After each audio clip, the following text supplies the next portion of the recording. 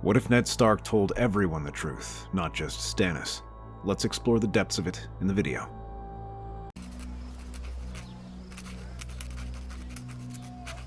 You will sail to Dragonstone tonight. You will place this in the hand of Stannis Baratheon.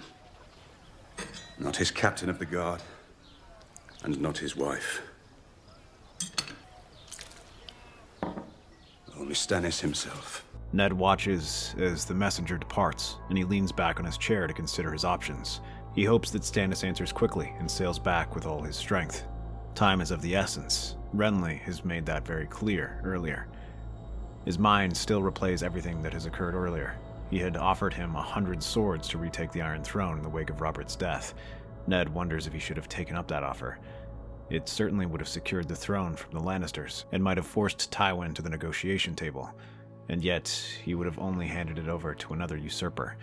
But, as he hates to admit it, Renly speaks truly. Stannis lacks the charisma to gather popular support, and only has a handful of narrow sea houses to call upon. It would be difficult to hold the realm with that support. Yet, what could he do? Stannis was the legal heir.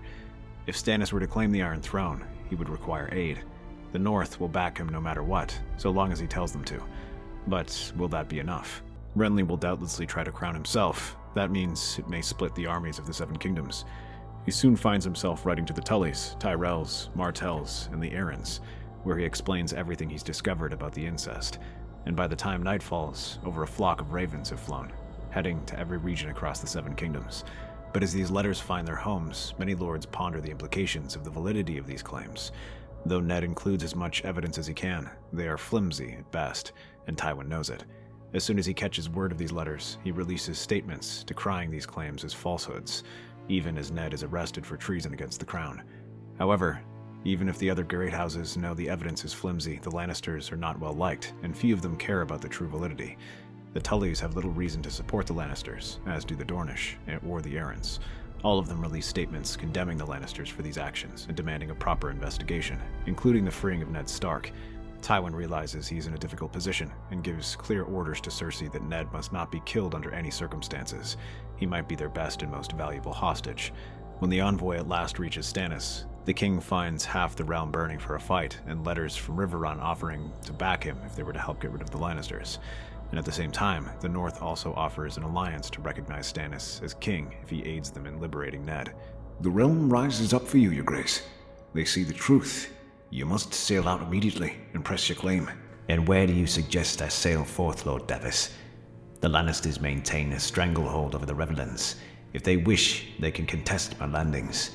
They already have 5 times as many men as I do. Your Grace, I have received word that Robb Stark is now assembling his own host and marching down the neck. The Riverlords are already clashing with the Lannisters in their homes. This will draw their attention and leave you free to land. Though it has been taken, Maidenpool is but lightly guarded. Sail your fleet there, and you shall strike at the Westmen's rear. Your armies are smaller, but even a small hammer can smash through a breastplate. And a small hammer can be turned aside by a blade. Make no mistake, Tywin Lannister will not expect me to sit idly by while war rages, especially when these lords offer their aid to me. He might know, but what can he do while the Northmen and Rivermen keep them occupied? They have enough men that Tywin cannot easily leave his position without exposing himself. He will not be facing his entire army, and that gives you a chance to build your support. If Sir Edmure and Robb Stark are truly sincere about their offer of support, then they should take some of the pressure off of you. They can batter Tywin while you make a push for the Iron Throne and prevent him from sending reinforcements to the capital. And what is your opinion of this matter, Sir Davos? If you leave Robb Stark to defeat the Kingslayer, then he may ask himself why he bothered to declare you king when he must fight your battles. If you leave Sir Edmure to fight Lord Tywin, as the Riverlands burn, he will question why he should back a king who abandoned him. Because it is their duty. It is, just as it is your duty to protect them. Leave them to protect themselves, and they'll wonder why they shouldn't be king instead. You say these things as if we have men to spare. Even if I do join forces with them, my contribution will be small. Robb Stark has already raised 3 times as many men as me. Place them beside each other, and it will seem a small account. Robb Stark may still see it all as his victory. Then offer him something he does not have. She appears from the doorway, effortlessly gliding through the door and bringing no argument from the men seated at the painted table. She runs her hand across the surface and smiles. Sir Davos has the right of it. You are Azor Ahai, and the people must see it. Though you are poor in men, you have ships and authority, things Robb Stark requires. He will need to cross the Green Fork. That is where you must go. To ask you to open your gates, my lord. Why should I let him? If you could climb your own battlements, you would see that he has 20,000 men outside your walls. There'll be 20,000 corpses when Tywin Lannister gets here. You swore an oath to my father. Oh yes, I said some words. Joffrey's king now, which makes your boy and his corpses to be nothing but rebels, it seems to me. If I had the sense the gods gave a fish, I'd hand you both over to the Lannisters. Why don't you? Stark, Tully, Lannister, Baratheon. Give me one good reason why I should waste a single thought on any of you. Walder gives that Weasley smile of his and lays down his terms, each one more humiliating than the last. A knighthood, wards, a marriage pact with Arya Stark, and best of all, one with Lord Robb. It was a high price, and Catelyn repeatedly tried to negotiate out of it, offering concessions. However, Walder knows that they have nothing to truly offer that he wants, or the bargaining power to turn him back. But, as she is about to agree to these terms, the door flies open and a guard appears, bringing the king's messenger, Sir Davos Seaworth. What is the meaning of this? Apologies, my lord. However, King Stannis has arrived bearing news that must be heard by the Starks immediately. What is it, sir? The king welcomes Robb Stark's support in the war effort, and offers whatever aid he can grant to your family for justice.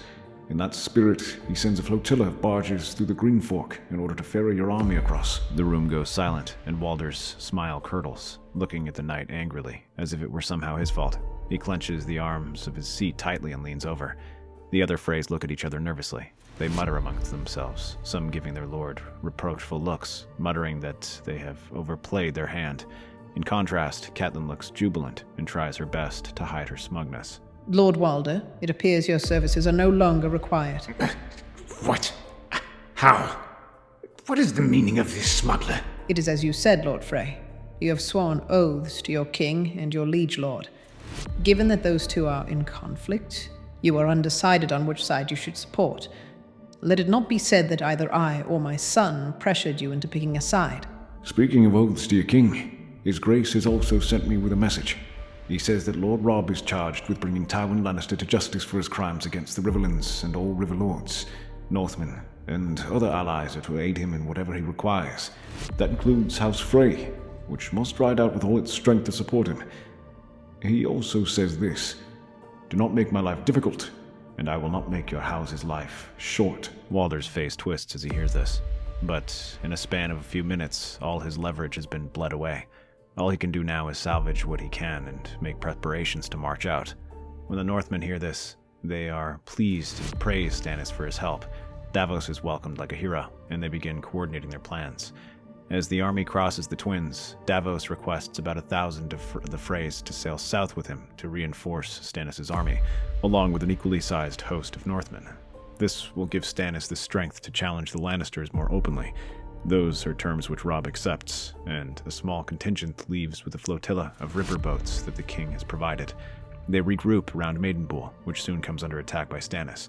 Just as Sir Axel predicted, the Lannister garrison there is small and unable to resist their efforts for long, especially when reinforcements from the Greenfolk arrive. This leaves the town to quickly fall into Baratheon's hands, and provides a safe landing zone. Tywin sees this and deploys a part of his army to check their advance, while the bulk of his Northmen accompany Roose Bolton to confront the Westermen, while Robb rushes with their swiftest riders to attack Riverrun. The ensuing Battle of the Green Fork does not go well for either side, as Tywin is forewarned about this advancing army and prepares. Even the attempted night attack by Roose fails, and they are beaten back. But with a portion of their army advancing south to retake Maidenpool, they do not have the men to turn this into a true victory. All they truly manage is to beat back the attacking Northmen and successfully retreat south. Meanwhile, the two smaller armies have more success. Robb crushes Sir Jaime at Whispering Woods and retakes Riverrun while Stannis confronts Kevan Lannister along the road to Harrenhal. Kevan tries to block their advance, sending their crossbow and archers forward to harass their forces on the advance. Stannis halts and sends his own cavalry out to drive them back. They are followed by deploying their own light infantry, which leads to an archery duel. This favors the Lannisters, who are better equipped, and drives them back. Seeing this, Stannis deploys his cavalry on both sides to try and envelop them. This forces Kevin to lengthen his line and commit his forces to stop these attacks. But as the center is thinned, Stannis sends for 400 of the most heavily armored horsemen, Northmen, and Freys to smash their center. Soon enough, gaps begin to form in their lines, which allows the infantry to advance and pour through the breaches. The battle ends in a disastrous defeat as Sir Kevin barely manages to escape with a handful of his followers. Seeing them hemming Tywin from all sides, he realizes his offensive in the Riverlands is falling apart, and instead tries to break out and return to the Westerlands, where he can regroup with the remnants of Jaime's host. Stannis advances slowly up the road, gathering reinforcements and retaking the castles. However, as he moves deeper, his messengers from Maidenpool come back with important news. They had captured an envoy sailing from the capital and heading to the Vale. But this is no ordinary envoy. This is Littlefinger. Stannis leaves command of the advance to Richard Horpe while he confronts Littlefinger, who is being held by Lord Mooten. When he arrives, he finds the Master of Coin within the dungeons of the castle, smiling faintly as he sips from a wineskin. He offers a bow. King Stannis, I'm glad I found you. I was starting to worry that my plan had failed. Your plan? Yes. You think it was a coincidence that my ship happened to stop at Maidenpool to resupply? Salt pans would have been safer. And most of the realm knows your fleet is swarming the Bay of Crabs. But I had to speak with you. I had no idea you were so eager to meet death. I have no intention of dying here, Your Grace. That is why I left the capital. I know which way the wind is blowing. The war is turning against the Lannisters. Tywin finds himself trapped in the capital of his homeland. That is why I come to offer you homage, Your Grace. I appreciate your honesty in your lack of loyalty, Lord Baelish, but it will not save you. I have known of your corruption for many years as Master of Coin. You have used your position to enrich yourself. I would have removed you from your position and sent you back to your gloomy castle if Robert had not insisted on keeping you. But the king is dead, so what reason do I have to keep you? Because Robert understood good service. He often required gold, and I provided it to him. Right now, I offer you the same service, though I suspect you care for steel more than gold. That is why I offer you the Vale of Arryn. The Vale? You expect me to believe you can win the Vale over to your side? It is not nearly as mad as you think. Lady Arryn and I were close growing up. She remains fond of me to this day. Let me write to her, and I assure you that I can convince her to march out for you and back your claim. In exchange, all I ask is that you spare my life and allow me to take the Black. You wish to go to the Wall? I know who I am dealing with, Your Grace. I will not be mad enough to think you would ever let me stay in court, much less keep my position. You would take my head. I say being able to keep that would be a good bargain. Besides, even Castle Black is nicer than my current seat. Stannis considers this for a long moment. Sending Peter Baelish to the Night's Watch is as good as killing him.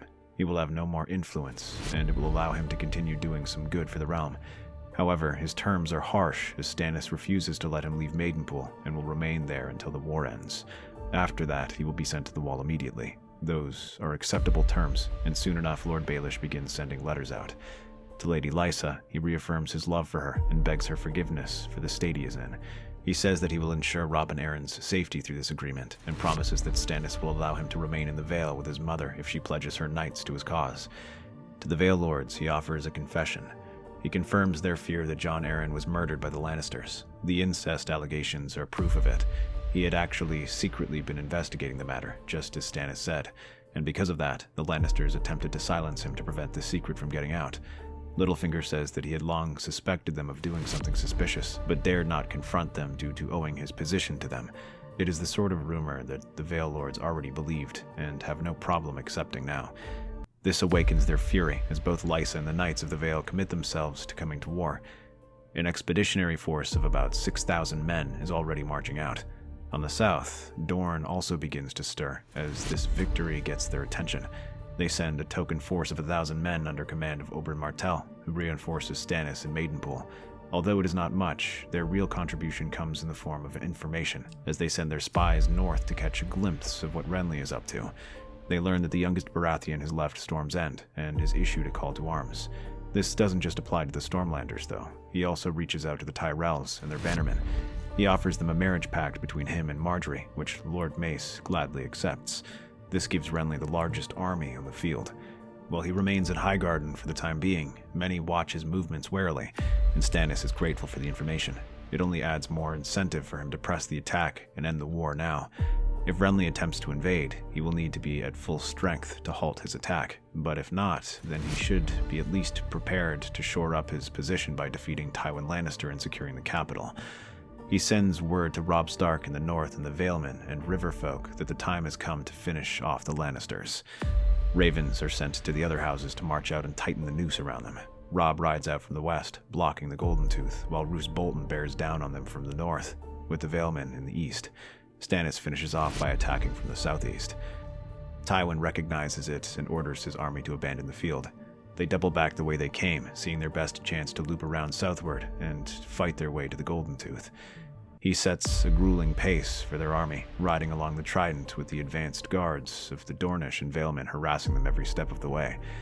Though Sir Adam fights bravely and beats back these assaults, the numbers are overwhelming, and at some points they are nearly surrounded and crushed.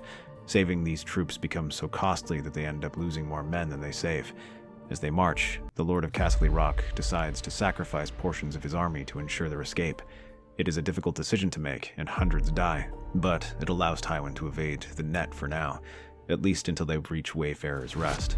From there, the armies are at least able to catch up and surround them. On the ridge, Tywin Lannister sits astride his horse, face grim, eyes scanning the horizon. His enemies close in from all sides, the Knights of the Vale descending like hawks from the hills, Robb Stark's outriders circling, and Stannis Baratheon's motley host of Dornishmen, narrow sea lords, and riverfolk. Then we carve our way out. Better a broken sword than a shattered one. For a moment, the lions roar again. Thousands surge behind him, about 11,000 Westermen. For one heartbeat, it seems as if Tywin's will alone might break the noose. Knights crash into Vale pikemen, and the ground shakes with hooves. They manage to buckle their lines, but Stannis sends reinforcements. Lord Sunglass and Valerian are sent with their contingents to steady the line. They begin to press back, but do not shatter. Meanwhile, the rest of the army presses closer. Robb Stark rides at the head of his riders, Grey Wind lunging into men and horses alike. Roose's men close ranks in eerie silence, pressing along the flank, their shields locking and pikes thrusting outward. Then comes the hammer. Vale and Dornish cavalry strike the Lannister flank, armored lances punching holes through the line. Men scream and horses rear and fall. The golden tide wavers, breaks, and then drowns beneath the weight of wolf, stag, trout, and falcon. Tywin himself is cut down in the crush, crimson cloak soaking into the mire, his lifeless eyes staring skyward. Kevin, who commands the rearguardmen, manages to escape with 3,000 men. Rather than move to the Westerlands, they instead flee to the Reach, where the road remains open. No pursuit. My king, we can finish them. End them here and now. Kevin Lannister flees with scraps. Let him. They're of little consequence. My war is for the throne, not for vengeance. After dealing with the scrapes, the army turns east to King's Landing. Blackwater Bay churns with Stannis' fleet, black sails blotting out the sun. The walls bristle with defenders, but the men within are pale, wary, half-starved. They've heard of the defeat at Wayfarer's Rest and know that no hope will come. Yet the Red Keep holds one card yet unplayed, Eddard Stark. Ned stands upon the battlements, wrists bound in iron. The small folk jeer him as a traitor, but he does not flinch. His eyes scan the armies below, wolves, stags, and falcons fluttering side by side. A strange sight, a hopeful sight. In Stannis' command tent, the lords argue. Storm the walls. One hard push and the city falls. And see Lord Stark's head spiked for it. The Lannisters will kill him before the first ladder touches stone. We started this war to save Lord Stark. It is what we asked from King Stannis. We will ensure that happens. I agree. Robb Stark helped us save the Riverlands, and I will help save his father. The man is as good as dead, but we don't need to join him. We cannot strike. Not while the Wolf Lord is hostage. Hold off and starve the city. No help shall arrive. There is no rush. Yet, even as he says that in public, he holds private counsel with Melisandre. That night, the Red Woman moves silently through the camp. A shadow follows her, tall, terrible, shaped like a king with a stag's crown. It slips through the walls as easy as smoke. At dawn, the guards of Ned Stark's cell lie cold and lifeless, their faces twisted in fear, allowing him to slip through the castle walls. Without their hostage, Stannis orders a full-on assault. Just as everyone predicted, the defenders break like rotten wood. Soldiers soon pour inside, and the captain is taken. Cersei is put to death alongside Joffrey. But as men celebrate, there remains unease as men question how Ned Stark was freed. The whispers of blood magic are on many lips, muttering nervously at what this might mean and how Stannis accomplished this. They wonder if the Red Woman is truly controlling everything, and if they can truly trust him. They speak of worries that Stannis might begin forcing a foreign religion upon them. Even allies eye Stannis with suspicion now, as though his victories are bought with something fouler than steel. They fear you, your grace. Fear may win wars, but it does not win loyalty. Let them fear. Better a king feared than a king mocked. Davos bows, but soon there is word from Renly and Highgarden. The youngest Baratheon was not deaf to the mutterings in camp. He knows that some people are starting to have their doubts about his brother, and they are not keen on having a Baratheon feared being under the thumb of the sorceress on a throne. But at the same time, he also recognizes that Stannis holds the advantage in this war. If his army marches out, he realizes he must negotiate, lest he bleed himself dry in this war. Because of that, Renly sends a runner with terms. He will recognize Stannis as king, but only if he names him the heir.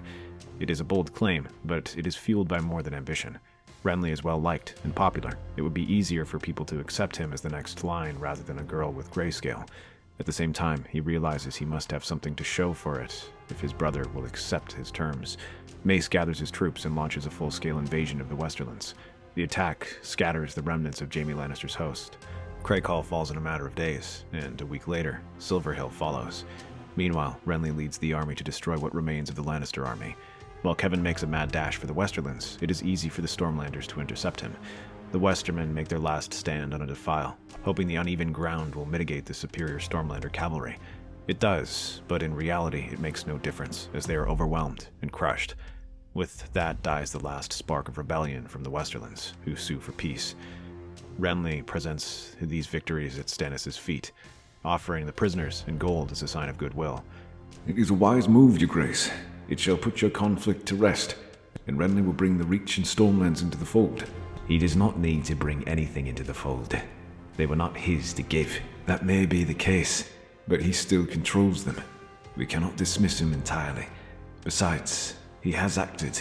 The Tyrells would claim glory for battles already won. Glory is all they care for. Let them have it. They will claim that they have always backed your claim, and sing your praises too, your grace. Better to let them believe they share in your cause than turn them against you. Mace Tyrell's pride feeds cheaply, but his gold buys much.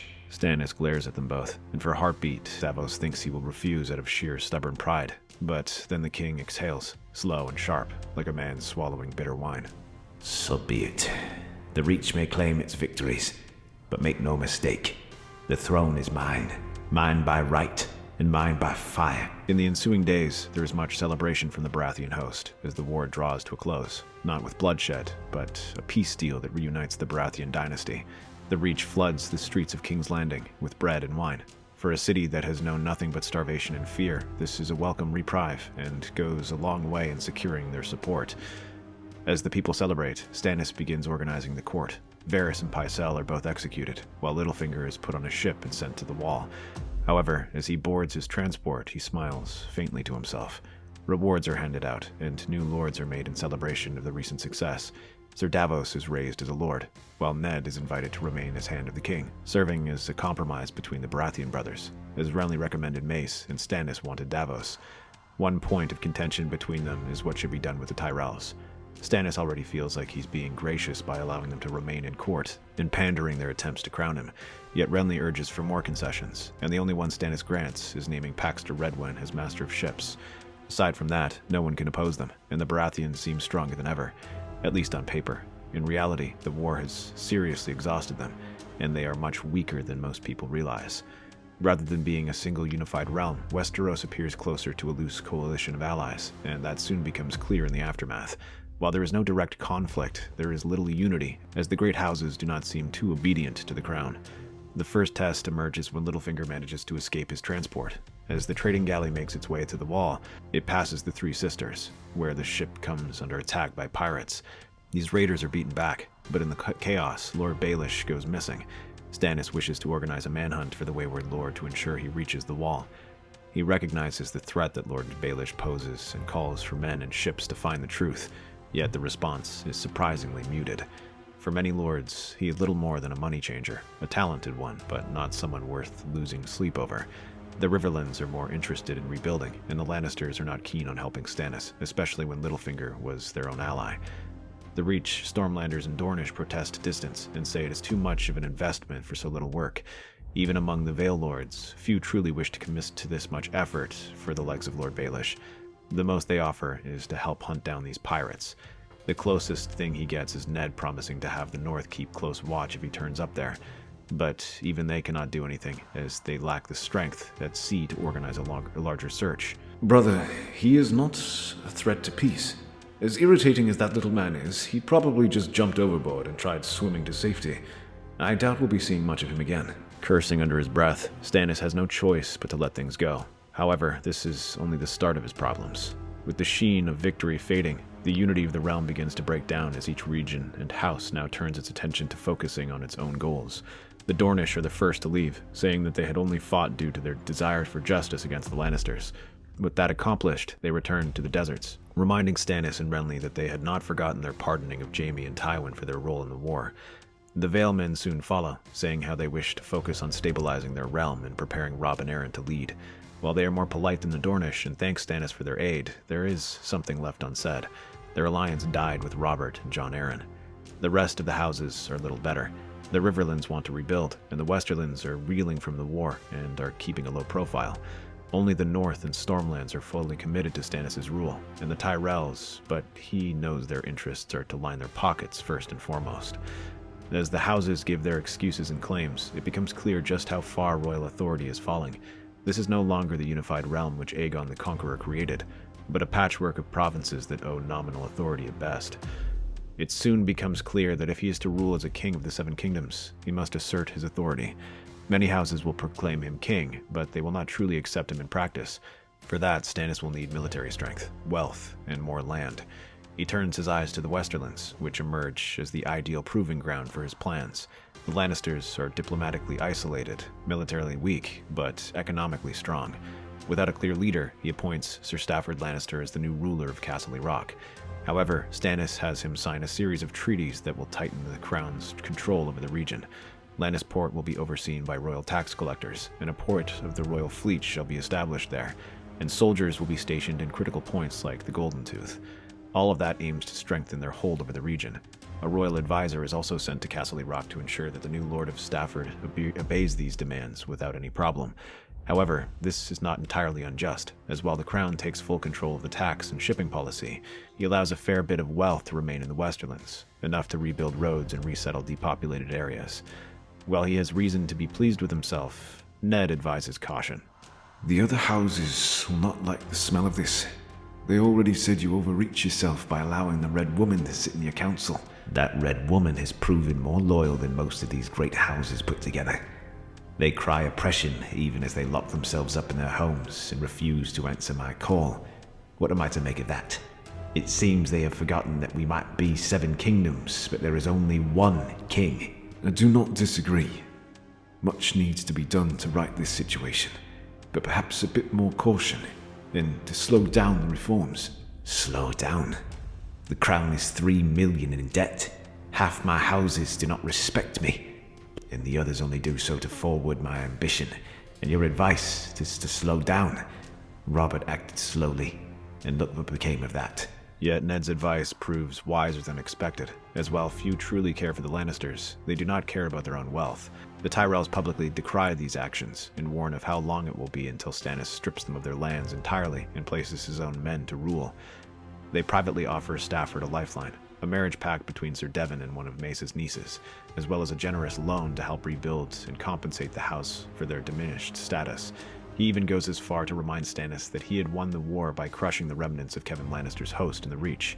Stannis would have laughed at this claim if he cared to laugh, but he threatens to block this marriage entirely. However, Renly steps in and intervenes, saying that such an action is already going far beyond the powers of a king. He advises against it, and reminds him that things like that breed discontent, and there already is enough of that as is. So, at last I get to meet the one who turned the Golden Lion into a beggar. I have done nothing. They brought all of that upon themselves. Ah, yes. Just as it must have been the wind that tried to block the union between my granddaughter and that young Lannister knight. Lady Tyrell, I admit that we have behaved hastily in deciding that matter, but I assure you we have no desire for further conflict between our houses. Good. But I wish the same can be said with you and your house. Your son forgets himself. He speaks of his actions in the same manner as King Stannis and his victory, when all he has done is shut himself in Highgarden and attack a sacred foe. If you wish for me to say that my son is an overproud oaf, then I will gladly do so. I've been doing it for years.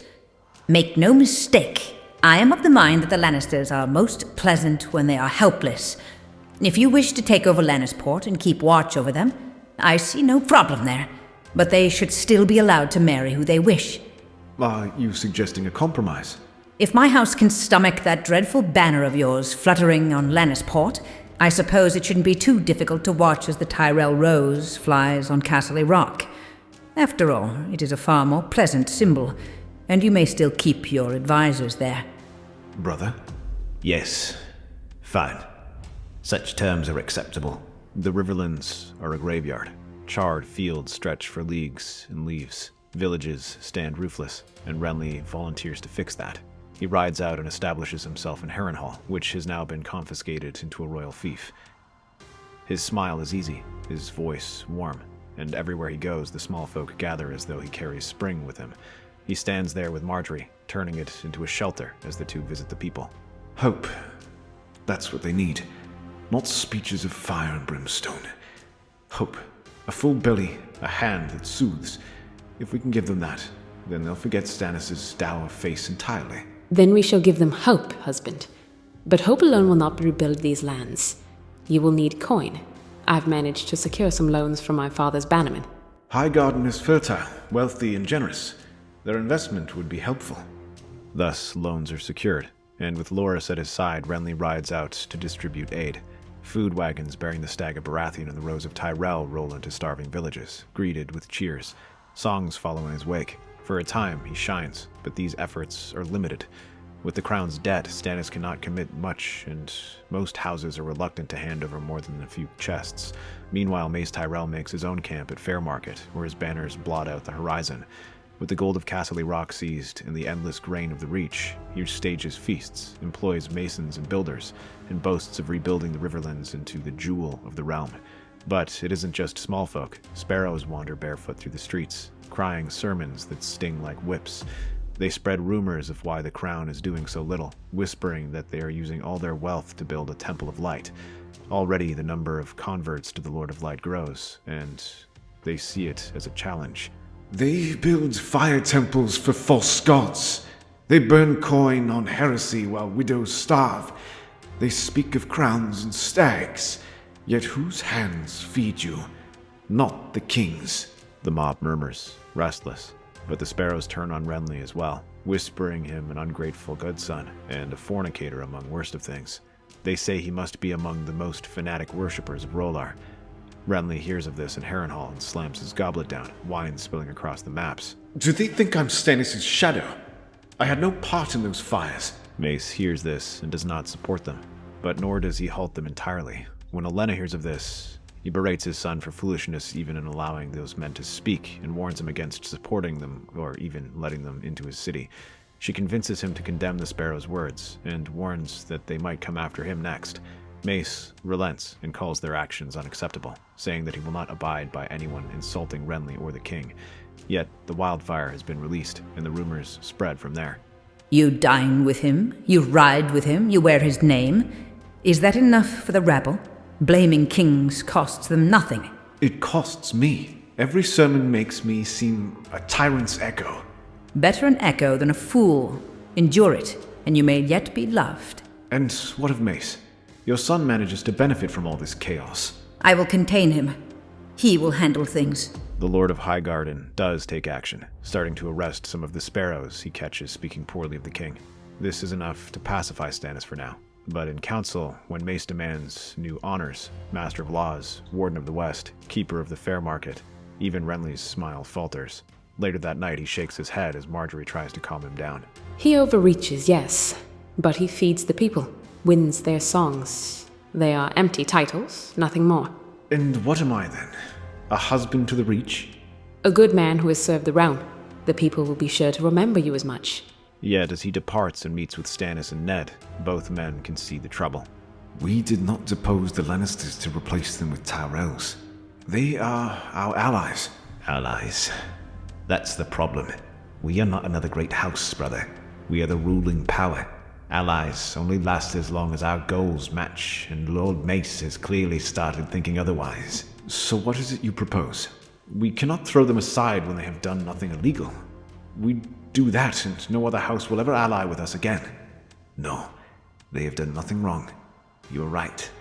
But we must begin to limit their power. They cannot continue to strengthen themselves uncontested. This is what I have long feared. The Seven Kingdoms have started to see themselves as seven once again. We must reverse that trend before anyone gets the idea of ruling themselves. That is why I had hoped to secure our position in the Westerlands. Secure critical infrastructure, resources, and strengthen our power. A centralized realm. So all of this wasn't simple madness. But you should know that Mace has no intention of accepting that. If our dynasty is to survive, then it's the only way. But even as they discuss and strategize what should be done for the Reach, there are stirrings in the east. While many believe Littlefinger dead, the truth was that the pirate attack was staged. Those men had been his men and secretly spirited him away from the Night's Watch. He sneaks himself back to the Eyrie, where Lady Lysa welcomes him with open arms. From there, he kept close watch to the realm and searched for his chance to reestablish influence. This cold war between the Baratheons and Tyrells is the perfect opportunity, and he soon gets the chance, as there are reports of someone claiming to be Aegon VI in Essos. Letters are sent out, and an alliance is forged in secret. Soon enough, the Golden Company lands in the Fingers, where few people will notice their presence. They make a sudden sweep southward, storming the coastal castles and leaving the Valemen on the back foot. However, as Jan Royce gathers his army, Lady Lysa makes a bold claim and orders her army to stand down. Many of those houses choose to ally themselves with them. The Belmores, Templetons, and Corbrays are amongst those who pledge themselves to the new arrival, sweeping aside those who refuse to join. Soon the entire Vale falls under the influence of the Golden Company, and atop the highest peak of the Eyrie, Aegon VI is crowned king. The news sends shockwaves across the realm as many houses see the sudden arrival of the Targaryens. For most of the realm, there had been a hope that war would not return to their shores for at least a few decades. But as the army assembles and marches past the Bloody Gate, that truth becomes unavoidable. Yet the reaction is also equally troubling. The Westerlands closes its borders as the best they can, while the North promises aid. Though their troops are distant, a few river lords oppose them, but others rally to their side. Dorne remains quiet, but Stannis knows they are likely to declare for Aegon if left unchecked. This leaves only the Stormlands and the Reach to deal with them, but their attention is divided as the Dornish begins calling their banners. Stannis also has no illusions for who they intend to support, and orders that a portion of the southern armies remain behind to check their advance, while he deploys the royal fleet to blockade them, and the other portion to block the Vale. This leaves the Blackwater Bay vulnerable, as corsairs strike across the scattered islands, seizing Claw Isles, Cracklaw Point, and Sharp Point. All of these are a series of blows for Stannis, the worst being Claw Isles, where the vast treasures of Lord Celtigar are looted, including a Valyrian steel axe and a legendary horn found in the ruins of Valyria. These fall into the hands of the Corsair's captain, Euron Crow-Eye. Like Littlefinger, he has kept a close watch of the realm and sees it falling apart. He sees his lords worry about their houses falling to ruins, at the expansion of foreign gods, at how they can grow stronger. All of this is like the sweetest nectar to him, but leaving the blood in the water for them to attack. But as this happens, the Reach and Stormlands mobilize for war. Mace recognizes the threat Aegon poses and mobilizes 25,000 men, while Stannis gathers another 10,000, and Renly 12,000. They all rush into the Riverlands, finding the land they had so painstakingly repaired being reduced to ruin. The sight of this fuels Stannis' anger as he rides forth, taking control of Harrenhal and cutting his way north. The Riverlands burn once more as the armies clash and try to retake the countryside. All sides know its significance. If it were to fall, the Golden Company would be able to advance across the region as they wish. But if they can be stopped, Stannis can push back and bottle up their army in the Vale. These thoughts run through his mind as he advances deeper, watching the ruins stretch out around him. Renly rides beside him, bright as ever, but even his easy smile seems to falter as he watches the destruction. In the distance, Mace's banners can be seen as his own army presses deeper. They have already started clashing with the advanced guard of the Golden Company and their rebel Riverlord allies. While they enjoy some success, it is troubling to see how many Riverlords eagerly rebelled against them.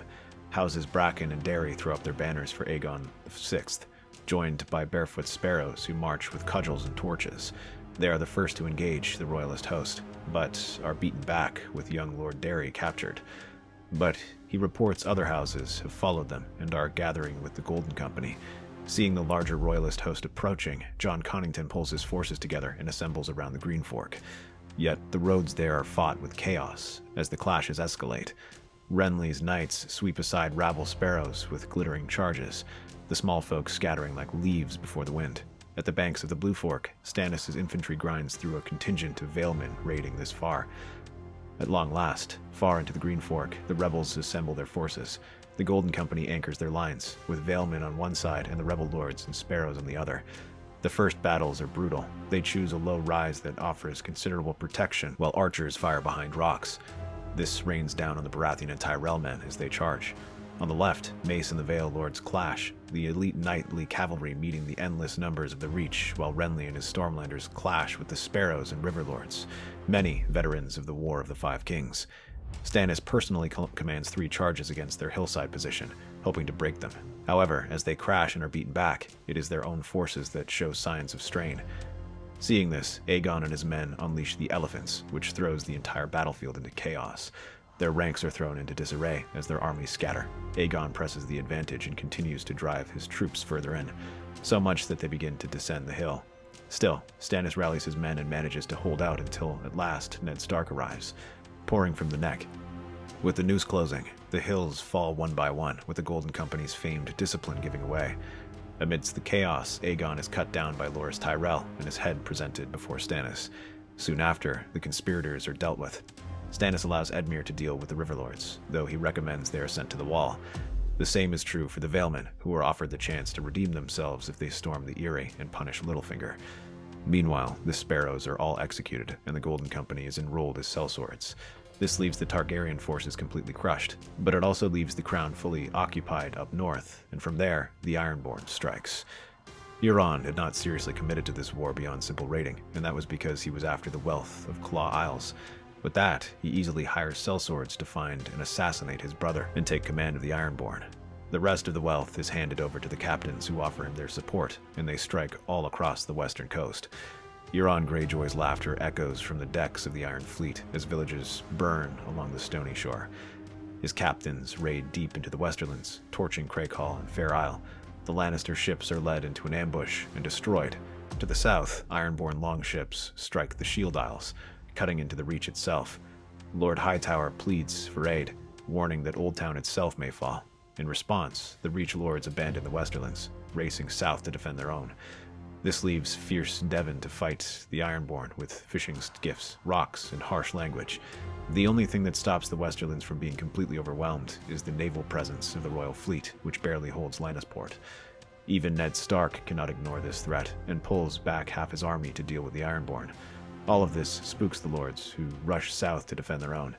Euron hears this in his dreams, their frantic prayers music to his ears, as they all plead desperately for the gods to save them. But the Crow-Eye hopes they will come to deliver them the blow. The storm crests at the Arbor as Euron's fleet descends like a plague of shadows, longships swarming the emerald waters. Despite that, the Red Winds challenge them, trusting their numbers and their larger galleys. At first, it is a trust well-founded, as they easily outfight the Iron Fleet, matching them in skill and boasting superior warships. Soon, the waters around the Isles churn with blood and ruined ships, many of them Ironborn.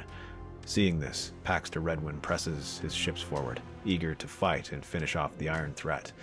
On his flagship, Euron holds aloft a black horn bound in gold and Valyrian glyphs.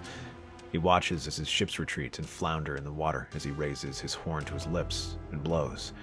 The sound that comes out shakes the seas and heavens alike. From the depths, not krakens rise, he has no interest in them. In the stories of his youth, they spoke of sea dragons that caused even the Krakens to quake in fear, beings that can match the dragons of the Valerians. A shape vast as a mountain heaves from the sea, scales black as midnight, eyes glowing like drowned suns. A sea dragon, jaws lined with teeth like towers, bursts from the water, unleashing a tidal wave that consumes the nearest ships. Euron leaps into its back and grips its horn. He knows the beast from legends. It was said that, if left untamed, it could devour the moon itself. Bakunawa. The beast roars, and whole galleys shatter like driftwood in its wake. As Bakunawa flips his wings for the first time, it sends the largest galley capsizing to the churning waters. Slowly but surely, the sea dragon takes to the sky. It surpasses Balerion the Black Dread in size, and is stouter and heavy-set, though unable to breathe fire. Yet, somehow, through the chaos, Euron raises his axe high. He listens to the desperate prayers of the sailors and laughs. Yes, pray to your gods. Plead for mercy as you are dragged down under. There are no gods, only me. We are sainted by the storm, facing the wind, for we all have sinned. We are tainted and forlorn, and for my Ironborn, fight for your conquest. Fight for the wild, for the night, for the land and the fight. We are sainted by the night. The news arrives like thunder across the realm. The Redwind fleet, pride of the Reach, is shattered. Euron Greyjoy sails unchallenged, and with him comes something far worse. The Stormbringer, Bakunawa. It does not breathe fire like a dragon. Instead, it summons storms. Seas rise and swallow villages whole. Fisherfolk vanish into waves that never recede. The coasts of the Reach and Westerlands drown beneath endless rain. There are fears that this may even consume the entire Seven Kingdoms. Some suggest outright retreat, fleeing inland, but the seas do not stay at the shores. They rise higher and higher, swallowing the lowlands, creeping inland. And yet, where others despair, Stannis stands unbent. At Harrenhal, he summons Renly, Mace, and the Riverlords, every major house. Even the sparrows who had spat upon his name fear the end of the world. If you think this is about crowns, about who sits the Iron Throne, it is not. This is about survival. If we do not act, there will be no kingdoms left to squabble over, only a graveyard beneath the sea. We must act as one realm. There can be no more room for conflict. The sparrows hiss, calling him heretic, but even they cannot deny the rising tide. They kneel, if only for now. Others are afraid, citing the ruins of their fleet, but then the Blackfish grabs one frightened lordling and pushes him back when he tries to leave. Back in my day, we didn't have great dromons or sleek longships. We had sticks, 2 sticks and a rock, and we had to share the rock. Buck up, boy. You're one very lucky sailor. Thank you, sir. I have heard survivors refer to this beast as Bakunawa.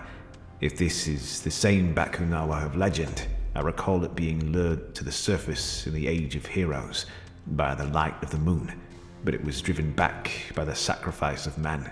And so, on the black waters of the Narrow Sea, a fleet gathers. Baratheon, Tyrell, Martell, Stark, even ships of the Vale. Everything from war galleys, longships, cogs, brigadiers, even fishing skiffs. They form a triangular formation, with Stannis' ship at the center. All around him, war drums echo across the waves, mixing with the sounds of gongs and horns, while sparrows and priests of Vrolar chant, and torches flare upon decks. Above them, the moon shines bright. Then the moon disappears a moment later. Something vast moves across the sky, a shadow darker than night. Bakunawa comes, its endless coils blotting out the stars, lightning flashing in its wake. The seas rise and crash, swallowing ships whole. Stannis stands upon the fury, Lightbringer in hand. The sword burns red like a beacon as he waves it around. Ships ignite, wildfire blooming green across the waters, flaring brighter than day. These spells are empowered by the priests and pyromancers to be deadlier than ever. The creature shrieks as fire lashes its scales, but the storm smothers much of the flame. While they are singed, there is no serious damage. Still, it comes, roaring, maw wide enough to swallow fleets whole. But while they are distracted by the sea dragon, the Ironborn strike. Their black sails crash into the allied fleets. Reavers leaping across decks with axes and hooks. The drums falter, men scream, steel clashes in the night. The Black Fish and Lord Davos command the ships and prevent the Ironborn from breaching their formation. They're on our stern and gaining. More speed. Hold your weapon and hold your water. Brace up. Dying is the day worth living for. Full forward and into the abyss. Are you mad? What's the matter? Afraid of getting wet? Stannis does not waver. He holds his burning sword aloft, daring the beast to come as the ships war around him. The fury trembles as waves rise around it. Standing on the damp wooden helm, he still does not surrender. Barely he can hear the crew's moans as they're crying aloud through the pouring rain. The icy spurts and the cracking of the boards. He glimpses the heedless night-clad ghost and closes his eyes. To believe the seas are dwelled by his fears, creatures of old, forgotten times. From a whirlwind grandiose he appears. The mighty sea dragon circles around to attack again. He directs his crew to take aim with their scorpions and catapults, firing at Bakunawa. Their next salvo strikes the beast across the mouth, leaving its jaw smoking as he shakes his head. Euron and Bakunawa turn to see the fury firing defiantly at them. With their attention, Stannis waves Lightbringer around defiantly and catches the sea dragon's eyes. Grinning, Euron dives the beast low until it's half submerged and sends the nearest ships scattering. The entire northern point of their formation is thrown in disarray as Bakunawa flattens the nearest ships. Stannis turns to his crew, spying Mathos Seaworth among them. The Sea Swift is pulling us aside. If you want to live, leap onto her deck now. But your grace, we can't leave you alone. You can't pilot the Fury on your own. Stannis glances at Melisandre calmly, gliding across the deck. I won't be alone. Besides, this destiny is mine, not yours. Now go! Sparring his king one final glance, Mathos shouts for the others to follow him as he leaps onto the smaller galley. Stannis watches them depart, bold wind sailing past, letting its large sails carry them forward and just barely escaping the sea dragon as the beast devours ship and king alike. Yet, as the jaws close on their ship, Stannis shouts for Melisandre, who ignites the wildfire hidden inside the Fury's stores. Inside the belly of the beast, fire ignites. The sea itself seems to burn as Bakunawa convulses, writhes, shrieks. When it opens its mouth, for the first time, it spits out fire, howling in pain as his body writhes in agony. Seeing it's weakened, Ned and Renly have the drummers redouble their efforts, the sound of their instruments aggravating its sensitive ears. Between the fire and fury of the Greenlanders, the great sea dragon has had its fill and plunges back into the depths. Euron screams as he tries to urge the beast forward, back into the fight, but the beast was never his to control and disappears back into the sea, dragging him with it. When the storm clears, only wreckage remains, burning ships, broken masts, corpses adrift, and from the waters emerges Lightbringer, still burning. Ned glances at the horizon and sees the Ironborn sailing away, leaving the battle behind. They're turning away. With that, the whole fleet erupts and cheers. He turns to find Renly smiling, but tears sting his eyes. For a moment, the realm is united.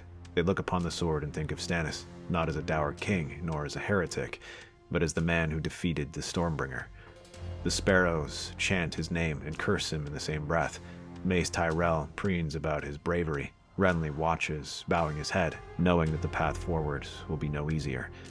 When they return to King's Landing, Renly is crowned king. Yet he vows to continue Stannis' policies in reforming the kingdom and to create a stronger throne, one where they do not need to live in fear of constant wars. He begins to strengthen their position, improving the navy, placing garrisons across the Seven Kingdoms, and begins creating a long-lasting government. That's our theory. Westeros is a land filled with exciting stories and possibilities, and we love exploring them. If you want to accompany us on this journey across the Seven Kingdoms and beyond, then please like, share, and subscribe to our channel.